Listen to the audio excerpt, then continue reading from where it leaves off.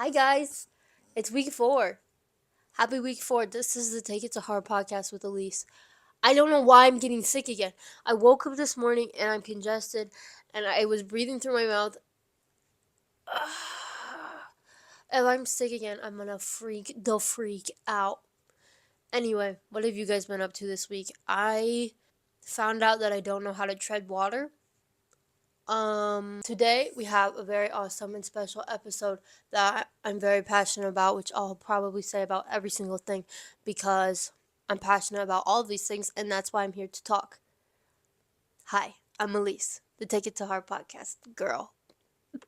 So I thought that I would do an episode on the right way to journal, which isn't obviously that's not an objective thing. Hopefully that's clear. You can journal however you want. This is just what I do. First off, I don't journal every single day, which is fine. You can journal every day. It'd probably be better if I was consistent with it. But I would see people on TikTok, they'd be like, oh, I was so miserable when I was journaling every single morning. I just felt so like a pessimist and I was seeing everything horribly. Okay, and whose fault is that? You're the one that's writing in your journal horrible, awful things. Like obviously journaling is to like get your feelings out and whatever, but you're the one making it happen to where you feel like poo after. So we can talk about that. My credentials, I started bullet journaling in like 6th grade. Um, I haven't filled up that many journals before because again, I don't daily journal. Bullet journaling was probably when I was the most consistent, and now it's like twice a month when I'm feeling really crazy. So, yeah, that's when I personally journal. So, what I do at the start of my journals, I let it all out. This is when you say horrible, sad things that have happened to you. I use names. I will tell my whole day if I have to. I will let it all out. Every single emotion, every single thing that's been happening to you.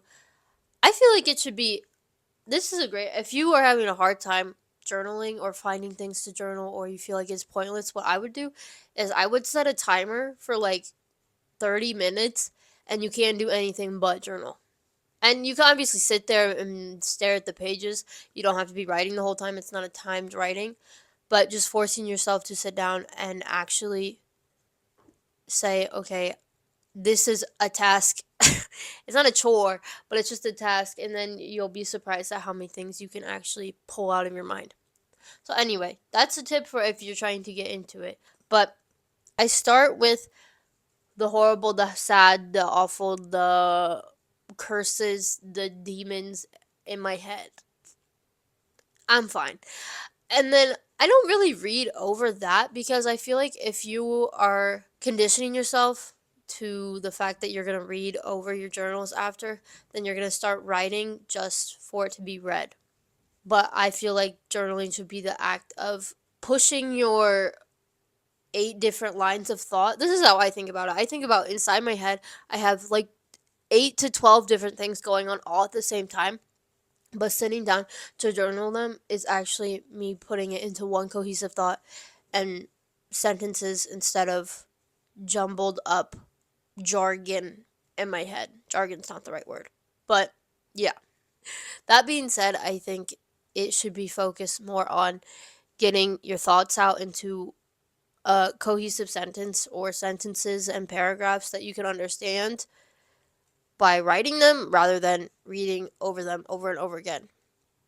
I don't know if that makes sense, but that's how I think about it in my head. And I allow myself to write so incredibly fast to where sometimes I can't understand what I'm writing afterwards.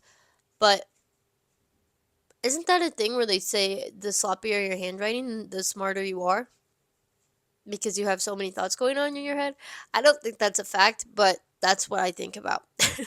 Along with writing fast, I think a tip that helps me actually get to journaling is allowing myself to pause in the middle of it because I think some people get stressed out at the fact that like, oh, I have nothing to write. I'm only gonna fill up half the page. I just there's too much going on in my head for me to put it all onto paper right now. But don't be afraid to stop in the middle of it and just stare at your page for like 30 minutes. Like, I feel like sometimes when I'm journaling, I am staring more than I am writing. Because, again, you have to compress all of those thoughts into your head. So, yeah, after saying all of the worst, horrible thoughts that have ever come into your head and that have ever happened to you, then I also force myself to get to the root cause of this. Like, why is this feel like a punishment? Why do I feel like I'm suffering? Why is this affecting me so much? Why do I feel like an idiot? Why are all of these events or actions converting into my head and forcing this outcome of sadness or anger or grief, or just has some overall importance to me personally? Why is it affecting me? And I try to reflect on that and kind of think about why it's so important to me and what could be done, not to fix that, but to work through that, if that makes sense. And then the most important part, this is what I'm here to talk about today, so that you don't feel like poo after to all the people on TikTok. Once you're done with that, you're allowed to flip it. You're allowed to turn that frown upside down, and you're allowed to congratulate yourself. You're allowed to say, wow, I'm so proud of myself. I've been through a lot and I keep going, and I love myself, and I am so happy with this part of my life right now, and I'm really proud of the work I've put towards it. I made this decision, I made, or even I didn't make any decisions recently, and I'm happy with the rest I've given myself. You need to celebrate yourself after and your accomplishments and the things that you've done. Or else you're just gonna think about all the horrible demons and, what was the word I used? I don't know. Horrible demons inside your head. Do I sound like I'm preaching? I don't know. I am, okay? This is when you say, I'm proud of myself, I'm happy with myself here, and I am going to keep going, and I'm going to get through this like how I do with everything else that has happened in my life. What doesn't kill you makes you stronger. Anyway, but genuinely, I I don't know, maybe I can read an example. Here's my journal right now. Maybe I can find a current example, except reading through this again. I don't really read through my journals until it's been 18 years later. Hey, this was the day before my birthday. What was I freaking out about before? I had pneumonia and I wasn't feeling the greatest, and I wasn't feeling that excited to celebrate. And then we flip to the next page. Okay, this is what it says. I have so much to celebrate. I have a beautiful life that is built with beautiful moments and people. There is plenty to celebrate. I'm confident and strong and brave and beautiful and funny and kind and empathetic, and I love me. Happy birthday, Ellie, from Elise. That's also something I do. I kind of want to do an episode about that, but I can talk about that in this episode. I talk to myself like I'm two different people, except the one person doesn't talk back. I don't know if this is relatable in any sense. I've never heard anybody talk about this or do this before. I know it's not insane, but my childhood nickname and the name that my parents call me, my cousins call me, childhood friends call me, Ellie. When I am talking to myself in my journal, sometimes, a lot of the time in my head, I say Ellie. Like, happy birthday, Ellie. I love you, Ellie. I'm so proud of you, Ellie. Yeah. Oh, yeah. There it is. I don't know why. I guess, I don't know. That's my version of me talking to the little kid version inside of me, and who has grown up and done so many great and awesome things. I say, I love you, Ellie. I'm proud of you, Ellie. From Elise. I don't know when I even started doing that. I don't know if it could even be traced back to one time. That's just how I talk to myself in my head, too. Where's another example? Oof. We skip forward a few months. I wasn't doing the greatest, but I still sat down, I journaled, and I ended my journal with this. I know myself very well, and I'm excited to learn more about her soon. I love you very much so, Ellie. You have such a wonderful support system, too. I'm proud of you. From Elise. Yeah, I guess I don't know, maybe I have a super ego and I praise myself, but I think that's the best way to be confident and to love yourself and to show yourself love. Like at the end of this one, I say, no matter what, though, I know I have me. I'm the only constant in my life, and I quite like her. She leads with her heart and passion. She is confident and courageous. She cares a lot. She loves a lot. She's funny and has a wonderful support system. I love you, Ellie. I'm so proud of me, no matter how scared you are. From Elise. I think reinforcing yourself is the most important thing you can do after, I mean, this is like a form of being vulnerable, even if you're not talking to other people, that's still vulnerability. And I think it's important to reinforce yourself and support yourself after that.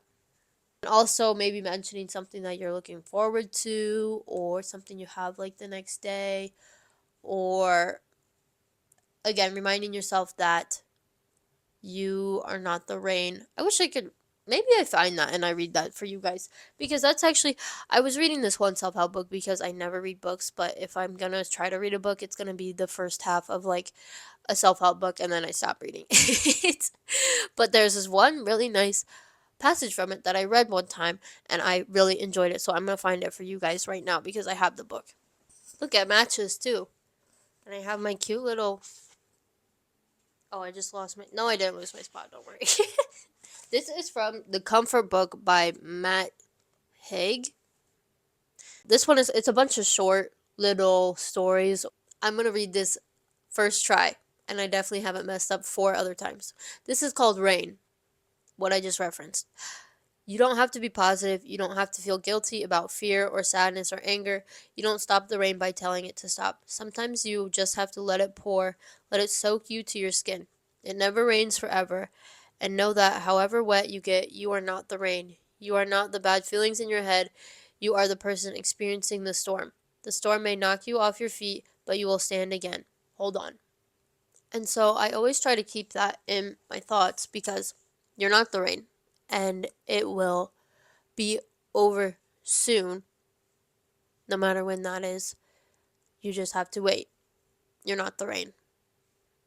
So, yeah, this is a shorter episode, but I hope you guys enjoy. I hope you take it to heart. I hope you take it to heart. Okay. Maybe I need to start referencing that more, like the movies that say their name in the movie. I hope you took this to heart.